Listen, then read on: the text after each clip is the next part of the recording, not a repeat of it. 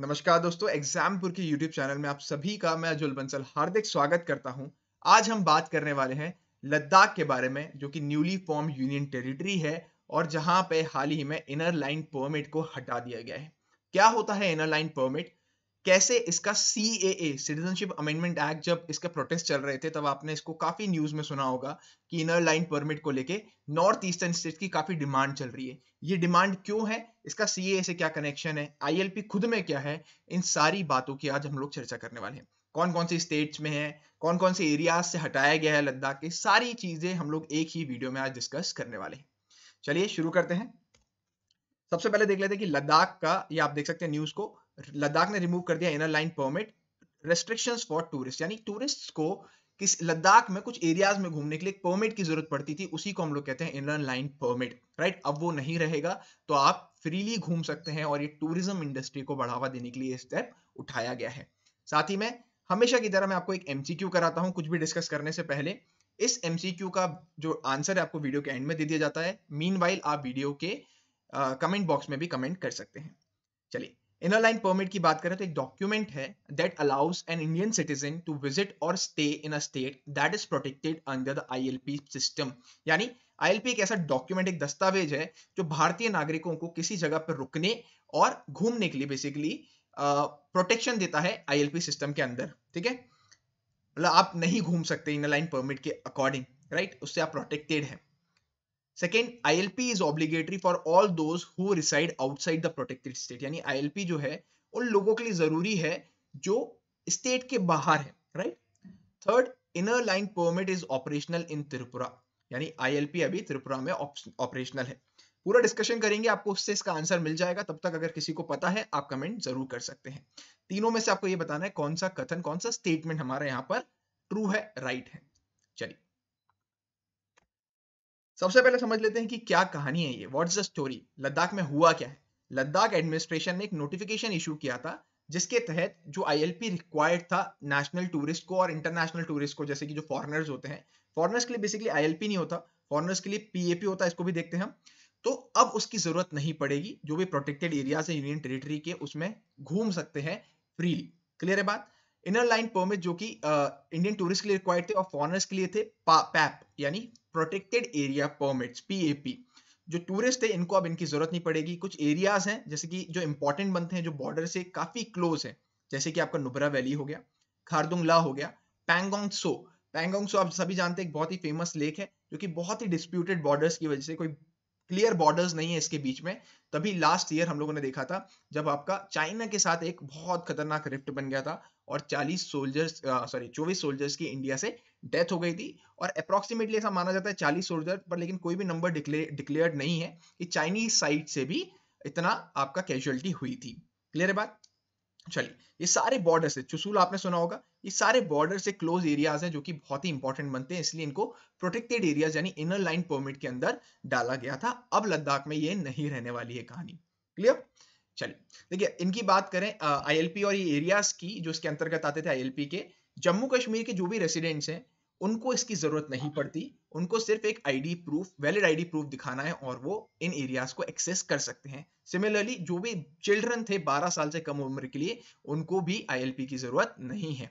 Clear है बात। चलिए, साथ ही में जो स्टे के ऊपर जो रेस्ट्रिक्शन था फॉरेन टूरिस्ट में, अब वो 7 दिन की जगह 15 दिन कर दिया है, मतलब रेस्ट्रिक्शन हटा दिया है। बेसिकली 7 दिन आप रह सकते थे, अब उसको 15 दिन कर दिया है। तो ये भी टूरिज्म को बूस्ट करेगा। जो टूर सर्किट्स हैं famously known as Nyoma, Nubra valley के आसपास की प्लेसेस, लेह हो गया आपका, कारगिल डिस्ट्रिक्ट हो गया, यहाँ पर आप टूरिज्म के लिए आ सकते हैं। तो बेसिकली जो भी ये किया गया है, स्टेप कदम उठाया गया है, ये हमारा टूरिज्म इंडस्ट्री को बूस्ट करने के लिए उठाया है, राइट। यूनियन टेरिटरी बनाने का हमारा क्या ऑब्जेक्टिव था लद्दाख को, राइट। 3670 हटाने का क्या ऑब्जेक्टिव था कि उन एरियाज का डेवलपमेंट हो सके। उसी वजह से वहां पर स्पोर्ट्स कॉम्प्लेक्सेस हो गए या फिर आपका टूरिज्म से रिलेटेड हो गए, रेगुलर काम चल रहा है और कोशिश में यही लगे हैं कि इन रीजन्स को जल्द से जल्द कैसे डेवलप किया जाए। क्लियर। चलिए, देखिए कुछ रीजंस मैं आपको एक्सप्लेन करना चाहता हूँ कि इंपॉर्टेंट क्यों बनते हैं। ये आप सकते हैं नुब्रा रिवर आपको देखने को मिलती है। ये जो नुब्रा रिवर है ये पूरी नुब्रा रिवर वैली कहलाती है, लेह के जस्ट ऊपर आती है। ये पूरा रीजन आपका ये सर्किट बनता है, ये क्लोज टू बॉर्डर है जो कि इंपॉर्टेंट बनता है। क्लोजली आप देखेंगे तो ये पूरे रीजन रामबन, जम्मू, जालंधर, इन जगहों पे आपको आईएलपी की जरूरत नहीं है। सिर्फ ये जो खारदुंगला वाला रीजन है, नुब्रा वैली है, पैंगोंग सो मोरीरी, ये पूरा रीजन, पूरा ट्रैक, ये एरियाज थे आईएलपी के अंदर जो कि अब नहीं रहने वाले हैं। चलिए आगे बात करते हैं आईएलपी एक्चुअली है क्या। आईएलपी के बारे में बहुत चर्चा कर ली कि हटा दिया है, पर आईएलपी एक्चुअली क्या है। आईएलपी सिंपली पुटिंग एक दस्तावेज है, एक दस्तावेज है जो कि जो उस स्टेट में नहीं रहते, नॉन रेजिडेंट्स हैं, उनको जरूरत पड़ती है उस एरिया में, पर्टिकुलर एरिया में रहने के लिए या घूमने के लिए, राइट। तो आपको आईएलपी की जरूरत रहेगी, ठीक है, अगर वो स्टेट, वो रीजन आईएलपी सिस्टम के अंतर्गत आता है। करेंटली हम लोग बात करें तो 4 नॉर्थ ईस्टर्न स्टेट्स आईएलपी के रिजीम के अंदर आते हैं और कुछ स्टेट्स के पार्ट्स आते थे आईएलपी के अंदर, राइट। जैसे कि आपका अरुणाचल प्रदेश है, मणिपुर है, मिजोरम है और नागालैंड है। ये 4 जो रीजन्स हैं, याद रखिएगा, ये 4 स्टेट्स हैं जो कंप्लीटली किसके अंदर आते हैं, आईएलपी रिजीम के अंदर आते हैं। और आपको मैं डिटेल में मैप पे दिखाऊंगा कि ये पूरे बॉर्डर एरियाज है, ताकि आपको याद करना बहुत आसान हो जाए। एमसीक्यू में डायरेक्टली आ सकता है कि कौन सा आईएलपी के अंदर आता है या नहीं आता। साथ ही में जो इनका ड्यूरेशन है स्टे का, और जो एरियाज हैं, वो सिर्फ एक्सेस कौन कर सकते हैं, कौन कर सकते हैं एक्सेस, सिर्फ लोकल्स ही कर सकते हैं, राइट। नॉन नेटिव्स को एक पास की जरूरत पड़ेगी, that is known as ILP. साथ ही में it is issued by concern state government and can be availed by applying online और इन पर्सन, यानी आप ऑनलाइन भी अप्लाई कर सकते हैं, डीसी ऑफिस से पर्सनली, इन पर्सन भी ये पास इशू करा सकते हैं। क्लियर। चलिए लद्दाख में अब से ये जरूरत नहीं पड़ेगी, ठीक है, लद्दाख के डीसी ऑफिस जाने की जरूरत नहीं है। अरुणाचल प्रदेश, मणिपुर, नागालैंड और मिजोरम में जरूरत है। क्लियर। इसके बैकग्राउंड की बात करें दोस्तों, समझना जरूरी है कि जो आईएलपी है वो Bengal eastern frontier regulation act 1873 का जो एक्ट था अंग्रेजी हुकूमत के समय का, जो कि उन्होंने बनाया था ताकि हम लोग जो इंडिया, उनके ब्रिटिश सब्जेक्ट्स हैं, आज की डेट में हम लोग कौन है, सिटीजन्स ऑफ इंडिया, राइट। अंग्रेजी हुकूमत में हमारी थोड़ी सी दयनीय स्थिति थी और हमें ब्रिटिश सब्जेक्ट कहा जाता था, ठीक है, ब्रिटिश सब्जेक्ट। तो जो भी ब्रिटिश सब्जेक्ट्स थे उनके हिसाब से, उनके नजरिए से, हम तो सिटीजन ही हमेशा से, भारत हमारी माता है। तो जो ब्रिटिश सब्जेक्ट्स थे उनको क्या, उनको ट्रेड करने के लिए, वो वहां पर अपना बिजनेस एक्सपैंड ना करें, इसके लिए ट्राइब्समैन जो भी असम को उन्होंने एंग्लो बर्मीज वॉर में जीता था, तो ये जो असम था, जो उसके ट्राइब्समैन थे, उसको अकेला छोड़ दिया जाना चाहते थे, वो ऐसा चाहते थे कि अकेला छोड़ दिया जाए और ब्रिटिश सब्जेक्ट इनसे ट्रेड नहीं करें और इधर एंट्री ना लें। इसलिए Bengal eastern frontier regulation act 1873 में लाया गया था। क्लियर है बात। और ये बेसिकली इसमें क्राउन का ही इंटरेस्ट था, उसको प्रोटेक्ट करना चाहते थे ताकि हम लोग ट्रेड ना करें इन रीजन से। क्लियर है। चलिए साथ ही में देख लेते हैं कि जो सेक्शन 2 है रेगुलेशन ऑफ 1873 एक्ट की बात कर रहा हूं, जो आईएलपी था वो सिर्फ 3 नॉर्थ ईस्टर्न रीजन्स में था। किसमें, सबसे ओरिजिनली बात करें हम तो मिजोरम में, अरुणाचल प्रदेश में और नागालैंड में। और रिसेंटली 11 दिसंबर यानी 11 दिसंबर 2019 की बात मैं कर रहा हूं, प्रेसिडेंट ने इस ऑर्डर को साइन किया और मणिपुर को 4th स्टेट, चौथा राज्य बना दिया जो कि आईएलपी के रेजिम के अंदर आएगा। अब आईएलपी में रहने के लिए आपको स्टे करना है, अगर आपको या विजिट करना है तो आपको आईएलपी की जरूरत पड़ने वाली है। क्लियर। चलिए ये देख लेते हैं मैप पे, ये पूरा रीजन है आपका अरुणाचल प्रदेश का, ये आपका नागालैंड आ गया उसके नीचे, राइट, फिर आपका मणिपुर है और आपका ये मिजोरम है। ये चारों ही रीजन है आपके किस चीज, बॉर्डर से रिलेटेड, बर्मा से, ठीक है, बर्मा यानी अभी मॉडर्न नेम बर्मा का क्या है, म्यांमार। वहां पे वैसे भी कूप चल रहा है, राइट, मिलिट्री शासन है वहां पे, ठीक है।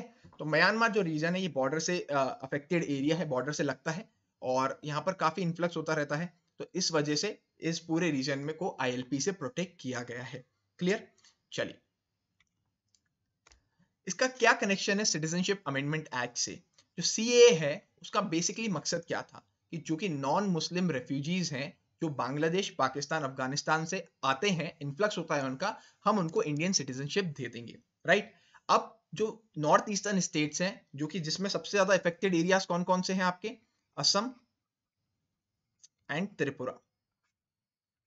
अभी मैं बताता हूं कैसे असम एंड त्रिपुरा सबसे ज्यादा अफेक्टेड एरियाज हैं। देखिए मैप पे देखें तो बांग्लादेश से आपको बहुत सारा इन्फ्लक्स देखने को मिलता है रेफ्यूजीज का, और ये सबसे ज्यादा कहां देखने को मिलता है आपको, ये असम हो गया, ये असम वाले रीजन में, राइट, और ये त्रिपुरा वाले रीजन में। तो इन दोनों स्टेट्स की भी काफी डिमांड है कि इनको भी आईएलपी के अंदर लाया जाए। क्यों? देखिए आप समझिए, अगर ये इम्प्लीमेंट होता है सीएए एक्ट और जो भी आईएलपी रिजीम के अंदर आते हैं वो उनको एक्सक्लूड कर दिया जाएगा इसमें से, राइट? क्योंकि वहां पर जो भी इन्फ्लक्स हुआ है उन लोगों को रहने का अधिकार नहीं होगा अगर उनके उन स्टेट्स के पास आईएलपी सिस्टम होगा, राइट? तो उससे वो अपनी जो नेटिव लोकल पॉपुलेशन है उनको प्रोटेक्ट कर सकते हैं।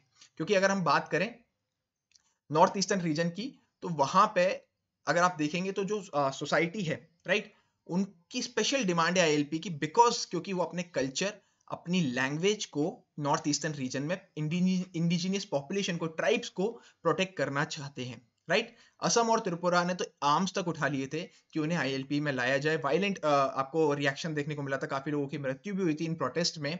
वजह सिर्फ इतनी सी है कि अगर आईएलपी के अंदर ये लोग आएंगे, ठीक है, इनर लाइन परमिट के अंदर ये स्टेट्स आएंगे, तो जो भी इन्फ्लक्स होगा उनको आप क्या बना देंगे? भारत के नागरिक बना देंगे। अब भारत के नागरिक वो बन जाएंगे तो उनको आईएलपी अगर रहेगा स्टेट में, एक राज्य में, तो वहां रहने का अधिकार नहीं होगा, जिससे उन स्टेट्स का जो हित है, जो उनका ट्राइब्स है, जो उनकी इंडिजिनियस पॉपुलेशन है, एथनिसिटी है, कल्चर है, लैंग्वेज है, उन सबको वो प्रोटेक्ट कर सकते हैं, ठीक है?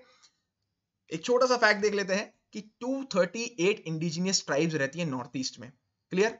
और ये जो ट्राइब्स हैं इनको प्रोटेक्ट करना, इनकी लैंग्वेज को प्रोटेक्ट करना, जितना ज्यादा अगर आपके बंगाली स्पीकिंग लोग आएंगे, ये लैंग्वेज को इनके थ्रेट है, इनके कल्चर को थ्रेट है, क्लियर है बात? इसी वजह से ये डिमांड, इतना पूरा डिमांड का इशू चला है सीएए के बाद से, राइट?